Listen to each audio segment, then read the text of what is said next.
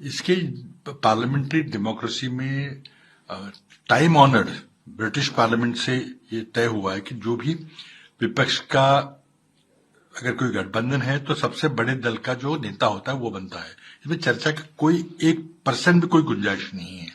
हाँ, अब ये कांग्रेस पार्टी किसको नामित करती है वो अलग बात है। क्यों? और दूसरी बात है कि क्या वाकई में शरद पवार जी का जो गुट बचा है हमारे गठबंधन में, उसकी संख्या कम हुई है। हमारी संख्या से अगर उनकी कम होगी तो स्वाभाविक रूप से कांग्रेस का नेता विपक्ष बनेगा। उस पर कोई चर्चा करना सरासर व्यर्थ है। लेकिन हाँ, संभव है कि कांग्रेस पर इसका क्या फर्क पड़ेगा, गठबंधन पे क्या फर्क पड़ेगा। तो गठबंधन में असर तो पड़ा है क्योंकि एक हमारा प्रमुख दल जो सबसे बड़ा दल था उसमें विभाजन हुआ है।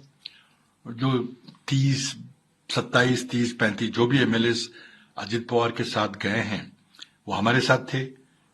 वो मोदी जी के खिलाफ लड़ने वाले थे, अब वो मोदी जी के साथ लड़ेंगे, हमारे खिलाफ लड़ेंगे। तो उतना तो फर्क पड़ेगा।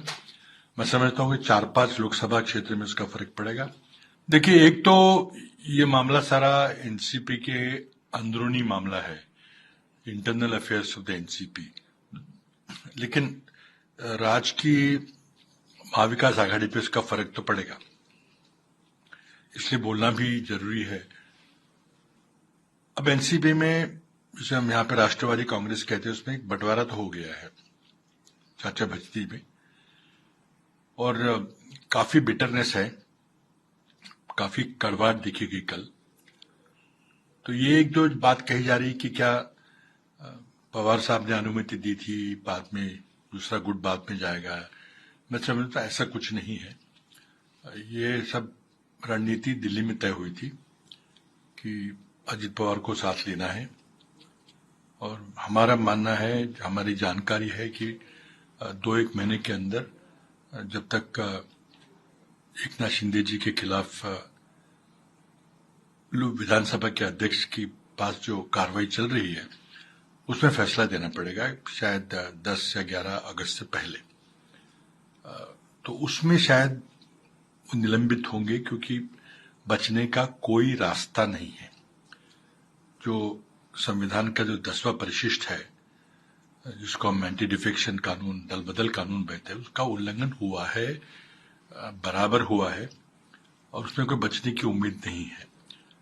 तो अगर ये 16 विधायक और मुख्यमंत्री चले जाएंगे तो नए मुख्यमंत्री की आवश्यकता होगी, और उस समय शायद, या उसके पहले भी हो सकता है, कि वो राज्य की पूरी जिम्मेदारी अजित पवार को दे, जिन्होंने उनको आश्वासित किया कि हम पूरा विधानसभा के चुनाव में भाजपा के पल्ले में हम पूरा का पूरा राज्य डाल देंगे, ज्यादा से ज्यादा सीटें डाल देंगे।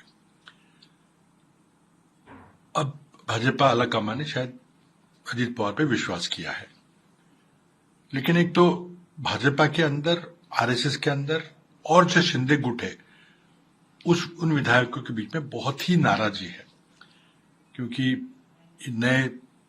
9 नए मंत्री बन गए, तो अब जगह कम हो गई है। तो अभी सिर्फ 14 जगह और बची है। वो 14 जो कैबिनेट की जगह हैं वो शायद तीनों दलों को बांटनी पड़ेगी। कौन बनेगा, कौन नहीं बनेगा। तो एक महाराष्ट्र में बहुत ही अनिश्चितता की स्थिति बनी हुई है। राज्य के लिए अच्छा नहीं है। राज्य के सामने कई सारे प्रश्न हैं। बारिश देर से हुई है, कई जगह भी बुआई नहीं हुई है। वो तो कह रहे हैं कि स्टेबल गवर्नमेंट है, नंबर्स मोर देन 172 और बिल्कुल, 200 का आंकड़ा है। बिल्कुल, आंकड़ा बहुत ज्यादा है, उसमें कोई शंका नहीं है। लेकिन जो कुर्सी के लिए जो खींचतान हो रही है और जो नाराजी है, इसमें कौन सा दल खुश है? एनसीपी वाले खुश है, या भाजपा वाले जो पुराना ग्रुप है, जो ओरिजिनल भाजपा वाले, आरएसएस वाले खुश है, या शिंदे गुट खुश है? कोई भी खुश नहीं। इसके पीछे क्या लगता है, कहीं ना कहीं जो शिवसेना को शिवसेना से अलग किया गया और अभी एनसीपी को एनसीपी से अलग किया गया, ऐसे दो गुट, दो अलग अलग एक पार्टी के दो गुट हो गए हैं, कहीं ना कहीं एक पूरा प्लान के तहत हुआ है, ऐसे आरोप? जी, हम प्लान तो ये है कि महाराष्ट्र में जो हमने 2019 में महाविकास आघाड़ी 3 दलों ने मिलकर बनाई थी, उसके अगर मतदान के आंकड़े अगर देखें, पिछले आंकड़े देखें, जो कि सपोर्ट दर्शाता है किसी पार्टी को, किसी दल को, तो और उन आंकड़ों का जोड़ करें तो जैसे कि कुछ सर्वे आकलन आए थे, महाविकास आघाड़ी भाजपा और शिंदे गुट के आगे 8-10% से आगे है, कई जगह तो 11-11% तक आगे है कई रीजन्स में। तो अगर हम पूरा महाविकास आघाड़ी मिलके अगर उनका मुकाबला लोकसभा में करते तो उनका सफाया होना साफ था। पिछले चुनाव में भाजपा गठबंधन को 48 में से 42 सीटें थी, और जबकि वो अब सिंगल डिजिट्स में यानी 10 के आसपास आने की संभावना थी। तो महाविकास आघाड़ी को कमजोर करना तो जरूरी था मोदी जी